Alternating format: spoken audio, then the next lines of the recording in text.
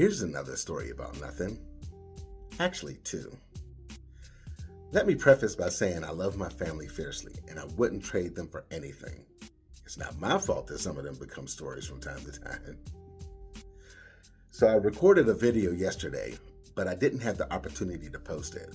But I'm kind of happy I didn't, because I cussed a lot, and I would like for my mom to still see this.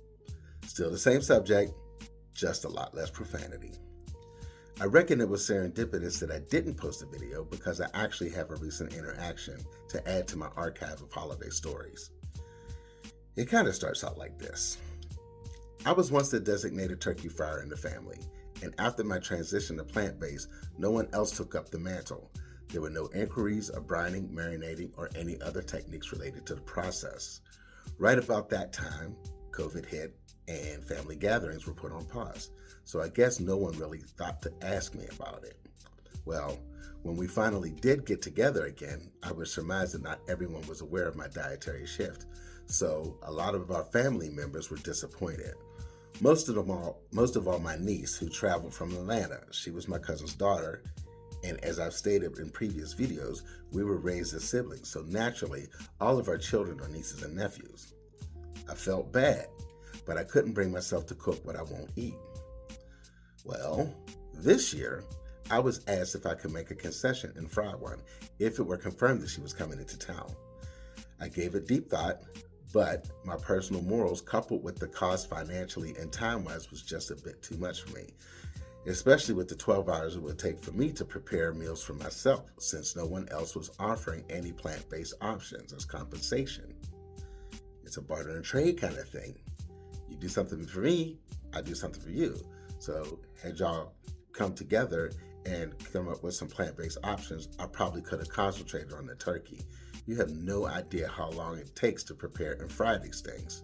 Anyhow, I still felt horrible, and I apologized profusely for the disappointment, but I had to stand on business. I have to eat too. Anyway, I showed up to Auntie's, and my niece happened to be the one to greet me at the door. She says, "Hello, cousin." And she tells her children to say hello to cousin. Mind you, I have been uncle her entire life, and I felt a strange drop in my heart going straight to my gut. Was I getting emotional? I mean, just 2 months ago, when we were in the hospital saying goodbye to my cousin / big sister, I was uncle. What the hell happened? I don't know what caused the shift. It stung quite a bit. And on paper, I am her cousin, but it just hit really different to hear her say it out loud. I was quickly able to redirect the emotional energy. It's all good. Family is family, and titles won't affect how I feel about you, but the world does spin quite a bit differently now. Did the demotion shatter me? Not entirely. It is something I'll have to get used to, though. I still enjoyed the evening. So, c'est la vie. No problem, cousin, and I apologize for not frying that turkey.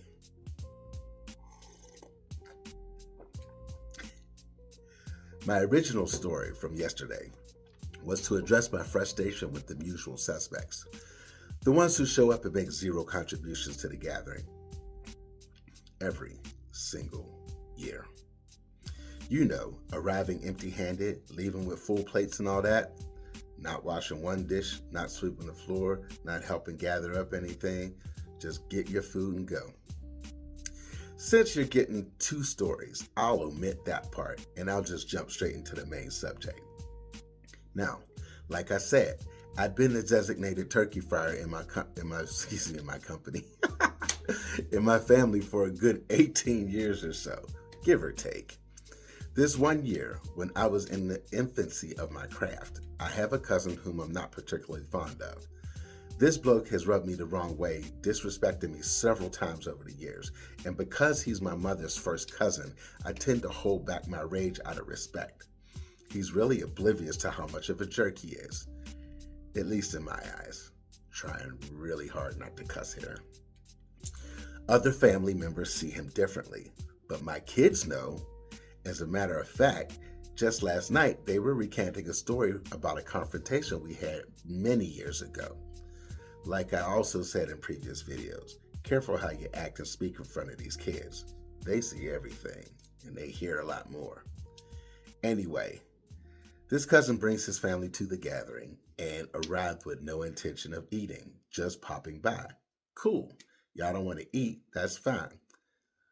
We were less than a decade removed from the passing of my grandmother and his dad, who were very close siblings, so the need to keep in touch was really important.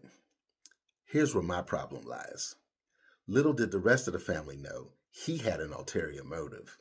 In the midst of me finishing up the bird for dinner, he sneakily approaches me in the garage with his own turkey in hand and asks me to fry it for him. You know, when you're done. I want my mom to watch this video, so I'm really trying not to cuss. I'm holding it together because even though I was really pissed off, I was still honing my skills and needed the experience. But how the hell are you going to have the brass balls the size of Wisconsin to comfort me with a turkey to fry that you're going to take home? Not to mention, that's another 45 minutes that I'm going to be away from the family. Like I said, I'm out in the garage. He had me speaking a word that I really don't like to use. Like I said, out of respect for the family and in the gesture of keeping the peace, I did fry that turkey for him.